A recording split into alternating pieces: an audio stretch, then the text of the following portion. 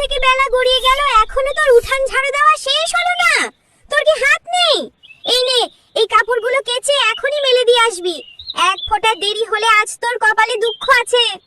এই তো মা, এখনই করছি।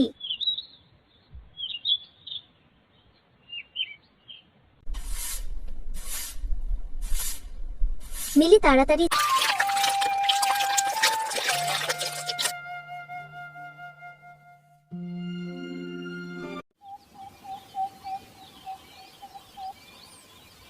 এখনো দেরি হচ্ছে কেন? মহারানীকে কি ডেকে আনতে হবে? এসেই হাঁ করে দেখছিস কি? যা খেতে বস। ঠিক আছে মা।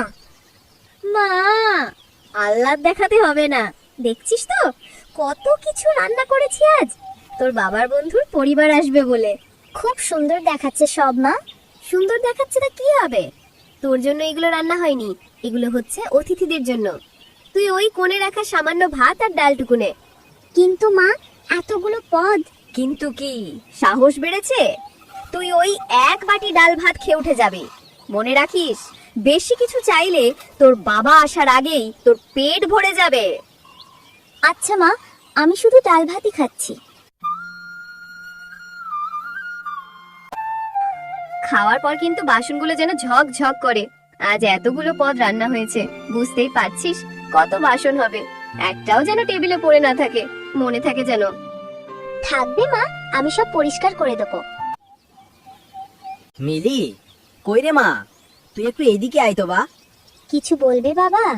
আমাকে ডাকছো? আয় মা, আমাদের সাথে খাবি একসাথে আয়। সারাদিন কাজে থাকি, তোর খেয়ালও রাখতে পারি না। আরে আরে, ও খেয়েছে তো, তোমরা খাও। ও আগেই পেট ভরে গিলে নিয়েছে। আহ, এইভাবে বলছো কেন তুমি? মিলিমা, তোর পেট ভরেছে তো? হ্যাঁ বাবা, হ্যাঁ, আমি পেট ভরে খেয়েছি। মিলি চোখে জল নিয়ে তার ঘরে ফিরে আসে আর তার মায়ের ছবির সামনে বসে কাঁদতে থাকে। মা, ও মা, তুমি কেন চলে গেলে? কেন আমাকে একা করে দিলে? তুমি ছাড়া আমার আর কেউ নেই মা, কেউ নেই। জান মা, ওই খারাপ মা আমাকে একদম ভালোবাসে না, শুধু বকে, মারতে আসে আর সারা দিন কাজ করায়। তোমার মতো করে কেউ আমাকে জড়িয়ে ধরে না, মাথায় হাত বলিয়ে দেয় না, গল্প বলে ঘুম পাড়ায় না। যখন খুব ভয় লাগে তখন কাকে জড়িয়ে ধরবো মা? তুমি তো দেখতে পাচ্ছ মা, ওই মা আমাকে কি কষ্ট দেয়। তুমি উপর থেকে বাবাকে বলে দাও না, সে যেন ওই মাকে বকে দেয়। বাবা তো তোমার কথা শুনতো। আমার খুব মনে পড়ে মা, যখন তুমি ছিলে তখন আমাদের বাড়িতে কত হাসি খুশি ছিল। এখন তো শুধু কান্না আর ভয়। আমি আর সহ্য করতে পারছি না মা, আমার দম বন্ধ হয়ে আসে। কাঁদতে কাঁদতে মিলি ঘুমিয়ে পড়ে এক সময়।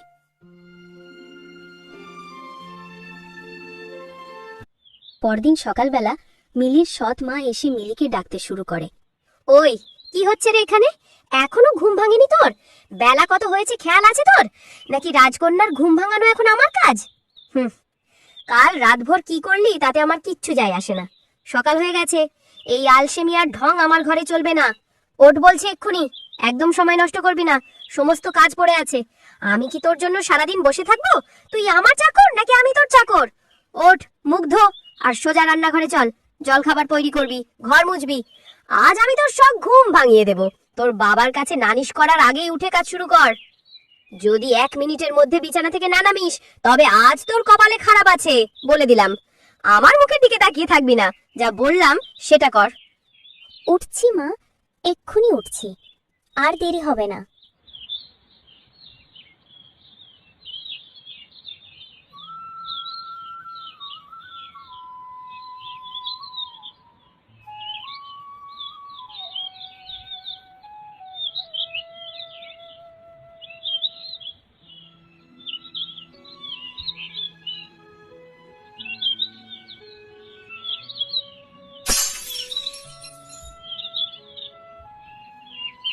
কিসের শব্দ হলো এটা? এক্ষুনি দেখতে হবে, মুখপুরিটা কোনো অঘটন ঘটালো কে জানে। দিলি তো এত দামি প্লেটটা ভেঙে, এখন এর দাম কে দেবে রে? তোর বাবা দেবে নাকি তোর ওই মরা মা দিয়ে যাবে? সে তো মরে গিয়েও শান্তি দিল না, আর তুই এখানে এসে আমার শান্তি কেড়ে নিচ্ছিস। আজ তোর একদিন তো আমার একদিন, দাঁড়া দেখাচ্ছি মজা। মা, আমাকে ছেড়ে দাও, আমি আর করব না। আহ মা, আহ আমাকে ছাড়ো মা। আহ তোকে ছাড়লে আমার এত দামি প্লেটের দাম উঠবে কি করে শুনি? হ্যাঁ? মিলি কান্না করতে থাকে ঘরে গিয়ে। সে তার মায়ের ছবি বুকে নিয়ে কাঁদতে কাঁদতে ঘুমিয়ে যায়। চোখ খুলে সে অন্য এক স্থানে নিজেকে আবিষ্কার করে। ঘরটি হচ্ছে ফুল ও বাঁশের তৈরি। সে তার পাশে তার মাকে বসে থাকতে দেখে। মা, তুমি এসেছো? কোথায় ছিলে তুমি এতদিন মা? জানো, বাবা নতুন এক মা এনেছে। সে আমাকে শুধু মারে, খেতে দেয় না। আমি সব জানি সোনা, তাই তো আমি তোর কাছে এসেছি। তোর কষ্ট আমার যে আর সহ্য হয় না সোনা। মা, এটা আমরা কোথায়? ও মা, ঘরটা কি সুন্দর, ফুল দিয়ে বানানো, আবার পানির মধ্যে ভাসছে। সোনা মা আমার, তোকে এত ভাবতে হবে না। তোর নিশ্চয়ই খুব খিদে পেয়েছে। আজ তোকে আমি পেট পুরে খেতে দিব।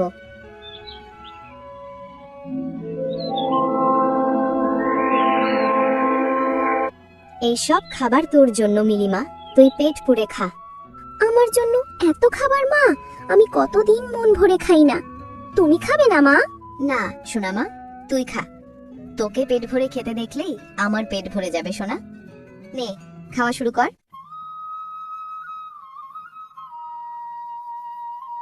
মিলি পেট ভরে খাবার খেলো। তারপর সে তার মায়ের সাথে খেলতে লাগলো।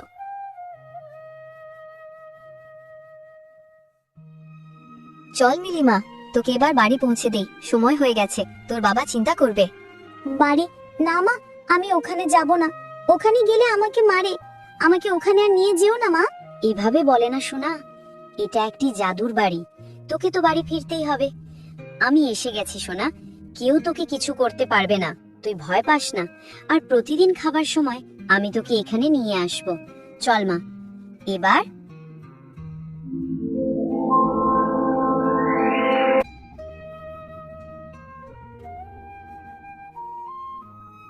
মিলির মা মিলিকে ঘুম পাড়িয়ে চলে যায়।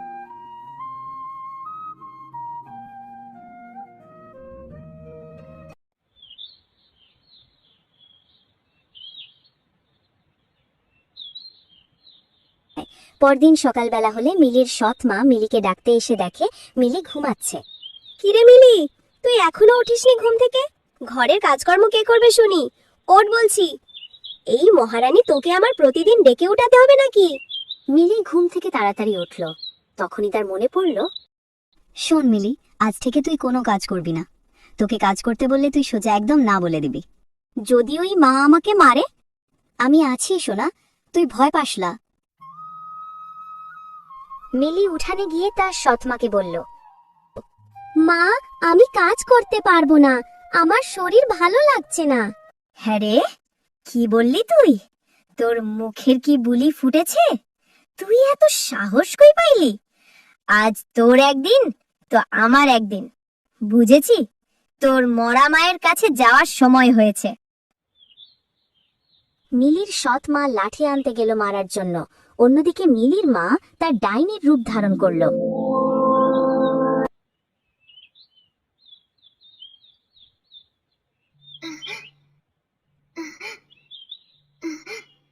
ওরে বাবারে, যে তো ডাইনি! ওরে বাবারে, বাঁচাও কেউ! তুই আমার মেয়েকে অনেক জ্বালা দিয়েছিস, মেরেছিস। আমার এতটুকু মেয়েকে তুই খাবার পর্যন্ত দিসনি।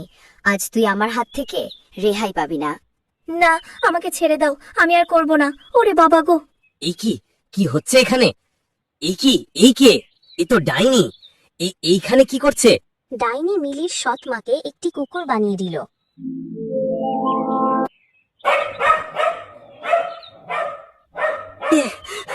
কি করলেন এটা আপনি?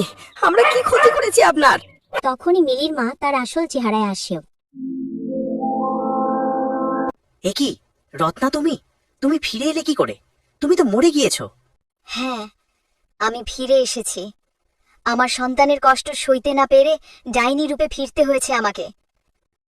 তুমি তোমার দায়িত্ব পালন করতে পারোনি। তোমার স্ত্রী দিনের পর দিন আমার ছোট মেয়েটার উপর অত্যাচার করেছে, তাকে মারধর করেছে। তুমি তার খোঁজ রাখার প্রয়োজন মনে করনি, তাই আমাকে বাধ্য হয়ে ফিরতে হয়েছে। আমাকে ক্ষমা করে দাও রত্না, আসলেই আমি দায়িত্ব পালনে ব্যর্থ হয়েছি। আমি তোমাকে কথা দিচ্ছি, এরপর থেকে আমার মেয়েকে কোনো কষ্ট আমি পেতে দেব না। ঠিক আছে, ওকে দেখে রেখো। আমি চলে যাচ্ছি, আর হয়তো দেখা হবে না। তোমরা ভালো থেকো। না মা, তুমি আমাকে ছেড়ে যেও না। সোনা, আমাকে তো যেতেই হবে। আমি আর এইখানে থাকতে পারবো না। তুমি লক্ষ্মী সোনা মেয়ে হয়ে থেকো। বিদায়।